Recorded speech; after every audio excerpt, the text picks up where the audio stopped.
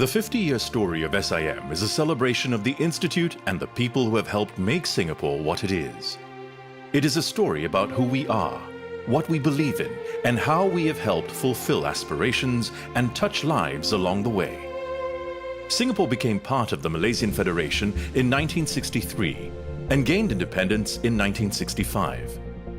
With no natural resources and a largely uneducated population, the nation was rife with social and economic challenges. It needed trained leaders and managers, people equipped with the professional knowledge and skills to manage businesses and support the nation's growth. In 1964, the Economic Development Board initiated the Singapore Institute of Management, and Dr. Richard Yu was asked to lead it. Our job was to provide management education and opportunities to the middle range of managers who are all locals. SIM started out as a not-for-profit membership society with seed funding from the EDB and the Ford Foundation. To build a professional management culture from scratch, it had to be innovative, resourceful, and work closely with industry. By the end of the 60s, a portfolio of training courses had been introduced to enhance managerial capabilities as the country's workforce expanded. If we look at Singapore in the 70s, early 70s, we were a nation just coming into being. So we had, in terms of human resources, we had people, but they were not so well trained. So that's what organizations like SIM contributed to Singapore by helping to train larger and larger cohorts of people who were entering the working community.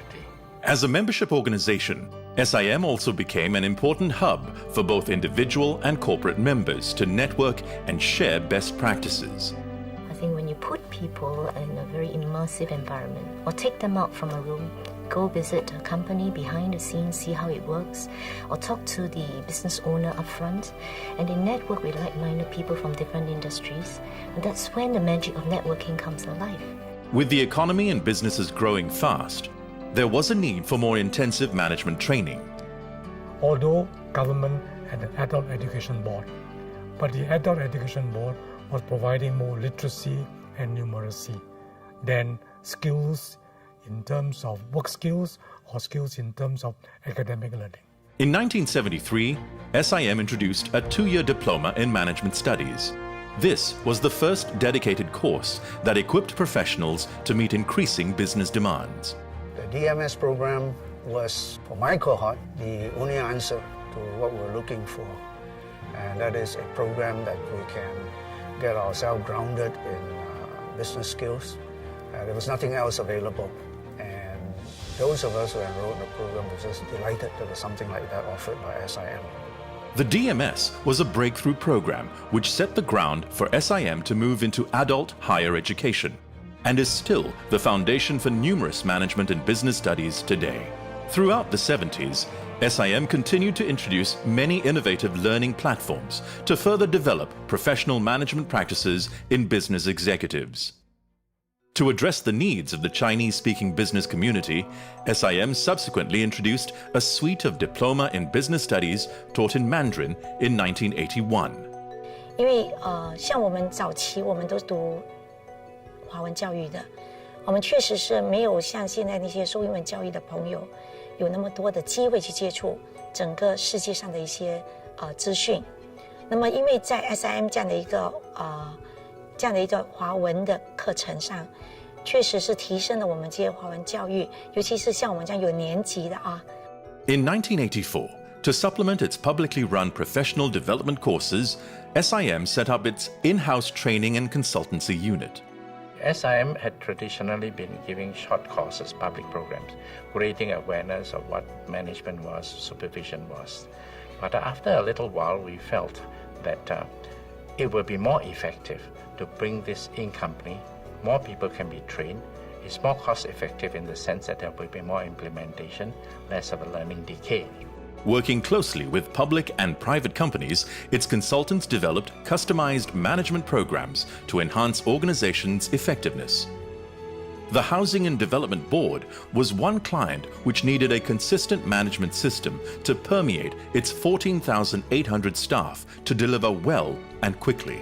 Well, we actually scouted around the market to look for a system that was result-based, and was very happy that SIM could offer such a system. In the end, we sent something like over 300 senior officers of high potential for training, but starting with me in the first class.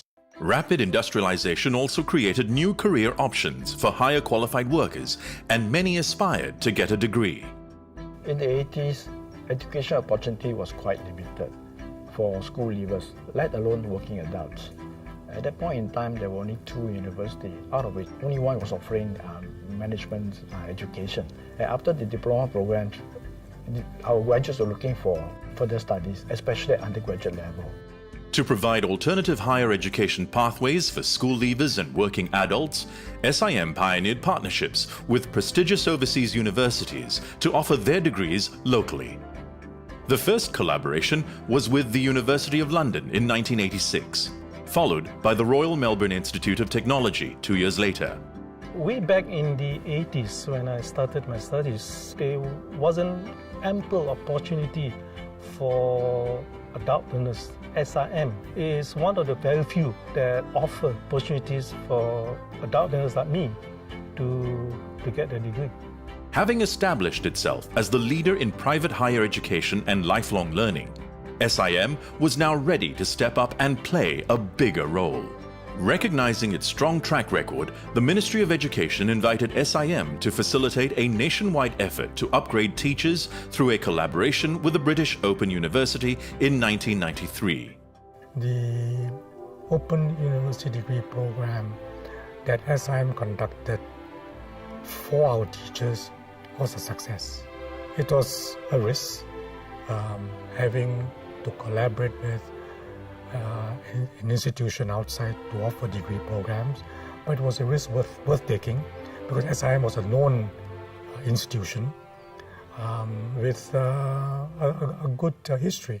The Open University program subsequently expanded into other disciplines and further enabled working professionals to upgrade their qualifications. SIM has enabled me, I think, to accomplish a lot more things that I never imagined I can do. For example, I never imagined I can be an entrepreneur and start a business, and I'm starting to employ and create jobs for these people, and at the same time providing services for a lot of organizations in Singapore. As the world moved into the information age and our economy surged ahead, SIM continued to push forward with its spirit of innovative adventure. At the start of the millennium, the private education sector was growing rapidly. SIM had fulfilled its mission well, but needed a new direction to ride the waves of change and stay at the forefront. An organization like SIM, like all great organizations, need a sense of purpose. And I felt that actually it was unclear about its purpose because the earlier purpose of executive education was being overtaken by many other organizations which were offering the same. So our role was no longer distinctive. And I decided that with lack of clarity of purpose, with so much resources on hand, there must be, a new way forward. In 2005, SIM reinvented itself through 3 education brands focusing on different segments of learners: SIM Professional Development, SIM Global Education, and the SIM University. It was conceived that we would use the executive education program to use the private education initiative in the form of SIM Global today to be a for-profit enterprise. So within the organization of SIM, we had a for-profit enterprise and a not-for-profit university.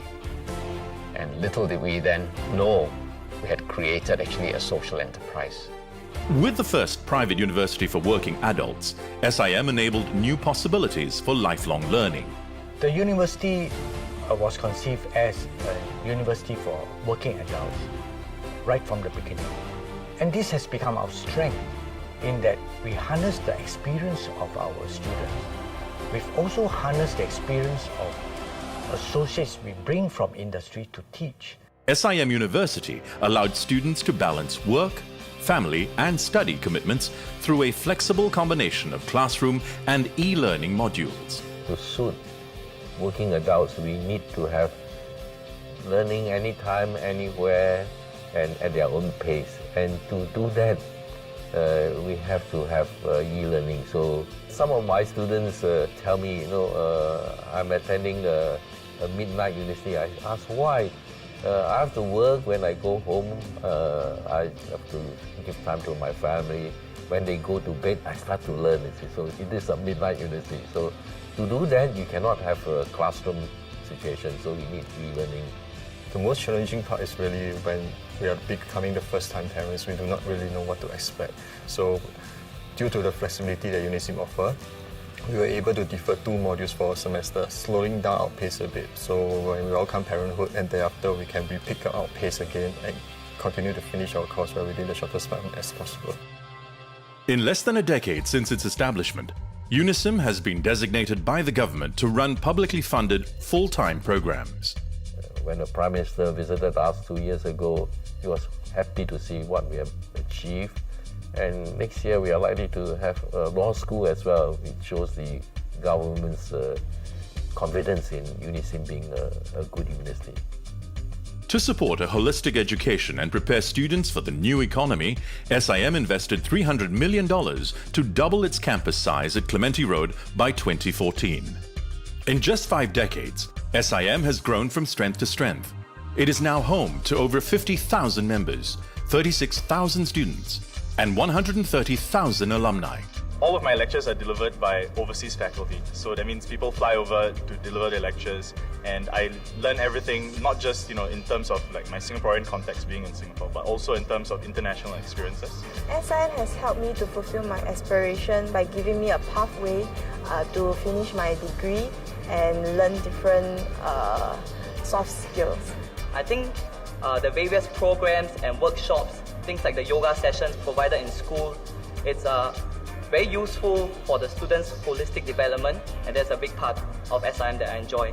All of our students have been inspired to fulfill their aspirations and build a brighter future for themselves and Singapore. When I look back at the last 50 years, it makes me very proud. In only 50 years, we have gone from a 2-story shop house to a multi-location modern campus. Our courses have created education opportunities for all Singaporeans, which have allowed our businessmen, leaders, and innovators to compete on the world stage. If we have achieved all this in only 50 years, imagine what we will achieve in another 50. As we celebrate our first 50 years, we draw inspiration from our journey and pride in our accomplishments. We stand ready to embrace the future as we continue to further our mission in fostering leadership and management excellence through lifelong learning.